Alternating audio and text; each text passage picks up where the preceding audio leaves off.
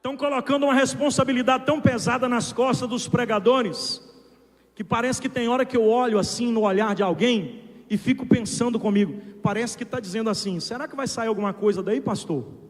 O senhor tem alguma coisa para dar para nós aí, pastor? Não é todo mundo não, mas tem hora que a gente olha assim para alguém, quando a gente fixa o olhar nos olhos dele, parece que a pessoa está falando com o olhar: manda alguma coisa aí, porque eu saio de casa esperando alguma coisa. Culto não é o pregador que dá para a igreja não, meu filho. Culto nunca foi o pregador que deu para a igreja. Culto é a igreja junto do pregador que dá para Deus. Nunca existiu culto ruim. O que sempre existiu foi crente ruim para cultuar. Passa o dia todo no celular, no Instagram, no WhatsApp, no Facebook, vai ver Netflix, está lá na internet, não fez nada para Deus, vem pesado para um culto como esse. Aí chega aqui, cruza os braços, masca chiclete, encara a gente e diz: será que vai sair alguma coisa? Se você não arou o coração, o pregador não vai te dar nada. Agora, se o coração está quebrado, já recebe alguma coisa. O problema é que os juízes de culto têm oprimido os pregadores, oprimido os cantores, para que toda mensagem tenha uma novidade.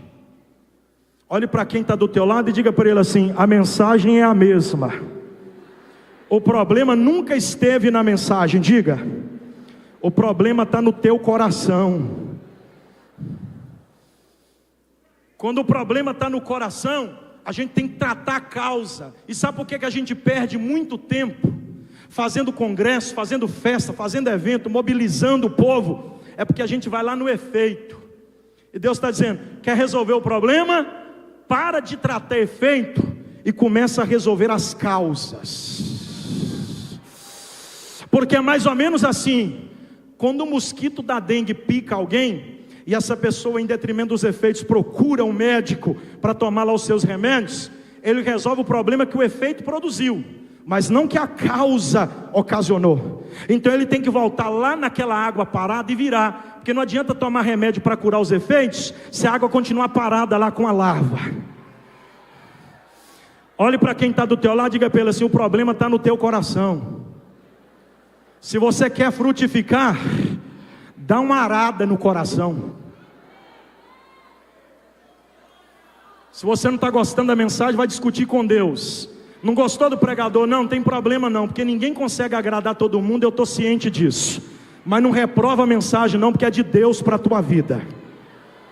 Deus está usando a minha boca para te dizer: está na hora de dar uma arada no teu coração. Se você não mudar a intenção do coração, a semente não será capaz de produzir em sua capacidade máxima.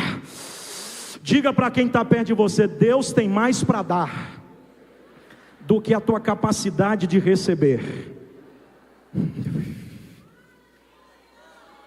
Sabe qual é o problema, pastores? É que mesmo Deus tendo condição de dar para nós mais do que nós temos condições de receber, a gente recebe muito pouco de Deus, porque o nosso coração não está preparado para receber tudo que Ele tem a nos dar. Porque é mais ou menos assim: Deus está dizendo: eu não vou te dar menos do que tudo que tenho para te dar, desde que você não me entregue menos do que eu espero de você. Você ouviu isso mesmo? Eu vou repetir para você: Deus vai te dar sempre tudo que Ele tem para dar, quando você der para Ele no mínimo o que Ele espera de você. E essa noite Deus está dizendo: eu espero um coração quebrantado e contrito na minha presença. Oh, bendito seja o nome de Jesus. A gente, na condição de pregador, fica pensando, eu cheguei a pensar comigo, já não é fácil pregar o evangelho, ainda mais em casa, e aqui debaixo da autoridade desses homens ungidos por Deus, desses homens dignos e honrados que o Senhor levantou. Eu fico me pensando, por que não um dos senhores e eu? E aí a responsabilidade dobra. Não é fácil pregar o evangelho, ainda mais em casa, e sabendo que tem gente mais capaz do que eu para falar aqui, mas ainda assim cai sobre mim um privilégio. Aí eu me pergunto: Senhor, o que eu vou pregar? É o que o povo espera ouvir, e Deus diz: não, é o que eu quero falar. Levante a sua mão, por favor, e não abaixa. Deus está trabalhando entre nós, e a primeira mensagem dele para alguém é essa: antes que a semente chegue, prepare o teu coração para receber o que eu tenho para lhe dar. Estão colocando uma responsabilidade tão pesada nas costas dos pregadores, que parece que tem hora que eu olho assim no olhar de alguém e fico pensando comigo, parece que está dizendo assim: será que vai sair alguma coisa daí, pastor? O senhor tem alguma coisa para dar para nós aí, pastor? Não é todo mundo não, mas tem hora que a gente olha assim para alguém, quando a gente fixa o olhar nos olhos dele, parece que a pessoa está falando com o olhar: manda alguma coisa aí, porque eu saio de casa esperando alguma coisa. Culto não é o pregador que dá para a igreja, não, meu filho. Culto nunca foi o pregador que deu para a igreja. Culto é a igreja junto ao pregador que dá para Deus. Nunca existiu culto ruim. O que sempre existiu foi crente ruim para cultuar. Passa o dia todo no celular, no Instagram, no WhatsApp, no Facebook, vai ver Netflix, está lá na internet, não fez nada para Deus, vem pesado para um culto como esse. Aí chega aqui, cruza os braços, masca chiclete, encara a gente e diz: será que vai sair alguma coisa? Se você não arou o coração, o pregador não vai te dar nada. Agora, se o coração está quebrado, já recebe alguma coisa.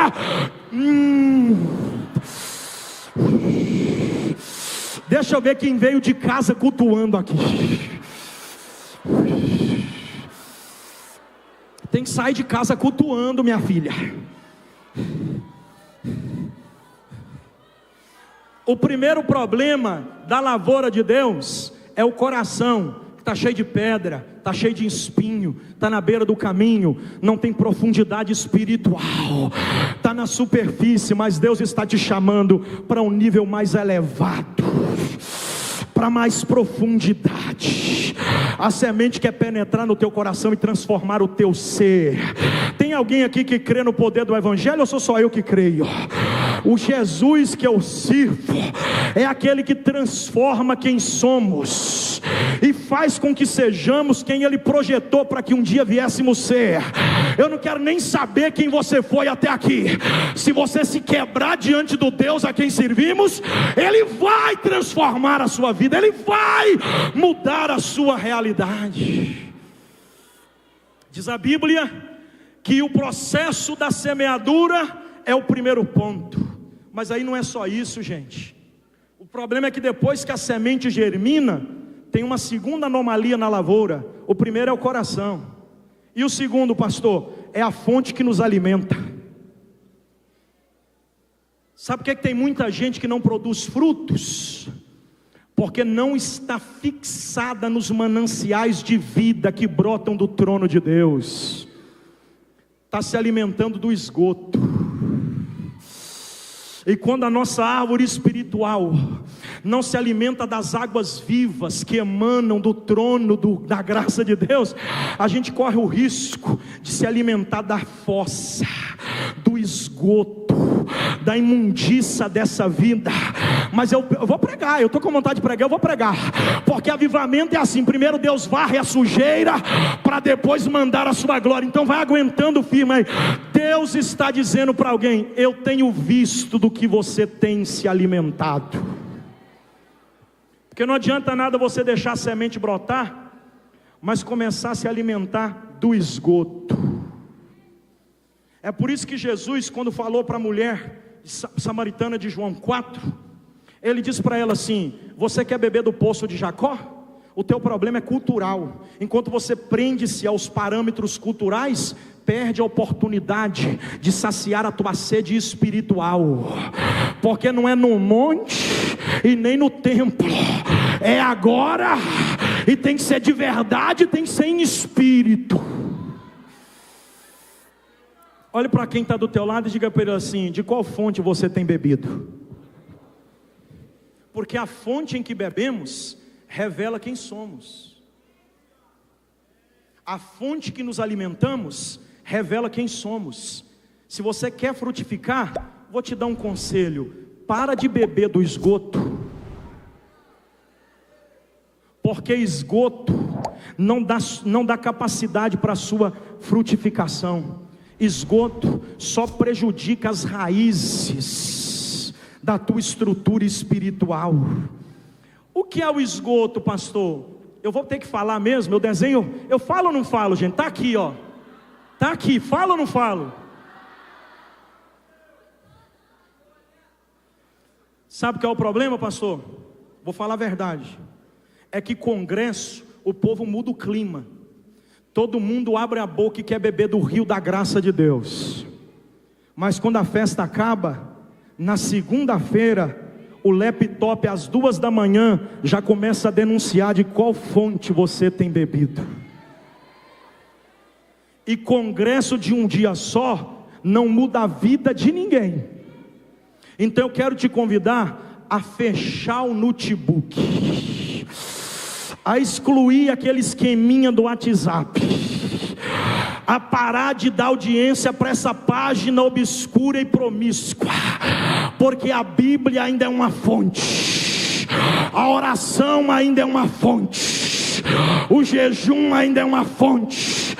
E o Salmo 46 verso 4 diz a Bíblia que há um rio cujas correntes alegram a cidade de Deus, e Deus está no meio dela. O outro problema é que tem gente que começa a beber da fonte, mas não vai nutrindo as suas raízes em águas mais profundas. E aí eu me recordo de Ezequiel 47 e penso bem que tem gente que até atingiu o lençol, e Deus está dizendo: já está bebendo, mas eu tenho mais água para dar. Não adianta estar na superfície, não é no artelho, não é no joelho, não é no lombo, é nadando de braçada nesse rio, meu irmão.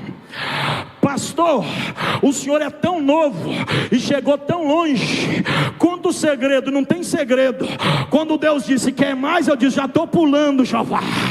Eu não contento com mornidão espiritual. Esse negócio de viver na superfície é para crente light. O negócio de Deus com quem quer frutificar é águas profundas, é pular e mergulhar. Deixa eu ver quem quer dar um mergulho no rio de Deus aqui. Terceira anomalia da lavoura, já estou concluindo. Jesus também ensinou que depois que a semente nasce, as águas da sua graça a fortalecem, e essa semente cresce. Tem um outro problema, está tudo na Bíblia. Qual, pastor? É que a árvore, depois de grande, resolve não frutificar. Evangelho segundo Marcos 11 e 14, diz a Bíblia que passando Jesus ao voltar de Betânia, viu uma figueira de longe, desejou comer dos seus frutos, mas quando se aproximou, diz a Bíblia que só tinha folha, não tinha fruto, tinha aparência, mas não tinha essência, tinha cara de quem era, mas não tinha essência de quem deveria ser, parecia ser o que na verdade nunca foi. Olhe para quem está do teu lado e diga para ele: o teu problema é essência ou aparência? Diga para ele: tem essência ou é só aparência? Balança a camisa para ele assim, ó. Diga para ele: frutificar está só na camisa ou está no coração? Tem fruto ou é só folha? Diga para ele: parece ou é de verdade? Porque nem tudo que parece ser é de fato o que parece, mas quem está conectado em Deus vai além das aparências, possui essência em quem Deus chamou para ser. Deus não te chamou para ser uma árvore aparente, Deus te chamou para produzir. Eu fico pensando comigo, eu estou pregando, vai ouvindo. Eu fico pensando comigo o que está acontecendo com a nossa geração. O que tem de gente cheio de título e vazio de pão não é brincadeira. Pastor Júnior, em João 6, diz a Bíblia que Jesus multiplicou 5 pães e 2 peixinhos para uma multidão de 5.000 homens, fora mulheres e crianças. Sabe qual é o problema? É que no colégio apostólico que tinha títulos, ninguém tinha pão. Pedro, o pastor presidente da igreja primitiva lá em Atos, ali o homem que disse: tu és o Cristo, filho do Deus vivo, o homem que pisou nas águas e andou sobre elas, o homem que em João 6 olhou para Jesus e disse: não vamos para lugar nenhum, porque para quem iremos nós? Só tu tens as palavras de vida eterna. Estava lá no culto, cheio de título, vazio de pão. Estava lá João, o discípulo, o apóstolo do amor, o homem da revelação do Apocalipse, aquele que colocou a sua cabeça no colo de Jesus, estava no culto, cheio de título, vazio de pão. Estava lá Tiago, a coluna da igreja, estava lá, Tiago estava lá, estava tanto Tiago filho de Alfeu, como Tiago filho de Zebedeu, e também Tiago meu irmão de Jesus, todo mundo no culto, tudo cheio de título e vazio de pão. Estava lá Judas Tadeu, estava lá Judas Iscariotes, o tesoureiro do grupo, estava lá também o irmão Simão Zelotes, estava lá Mateus, estava lá Tomé, estava todo mundo lá, Filipe, Bartolomeu, 12 homens repletos de títulos e vazios de pão. Mas no meio da multidão tinha um que não tinha título, a gente nem sabe o nome, a gente só sabe que era um rapaz. Título ele não tinha, mas pão ele tinha para dar para o povo. É chegada uma hora em que árvores muito frondosas serão abatidas, porque tem aparência, mas não tem essência. Enquanto isso, pequenos ramos vazios de títulos vão crescer e frutificar, porque não tem título, mas tem pão para oferecer. Lá vai, assim diz o Senhor: árvores frondosas serão abatidas, mas pequenos ramos serão fortalecidos, porque me enoja saber que árvores têm folhas, mas não produzem frutos. Eu sei que no meio desses jovens aqui, tem jovens que estão ausentes de títulos, mas que tem pão para oferecer. Põe a mão no ombro de quem está à direita, põe a mão no ombro de quem está à esquerda e diga para ele: não se preocupe com as folhas, se preocupe com o fruto. É melhor ter fruto do que aparência, porque aparência não revela essência, mas essência traz aparência. Só quem pode abrir a boca e glorificar a Deus.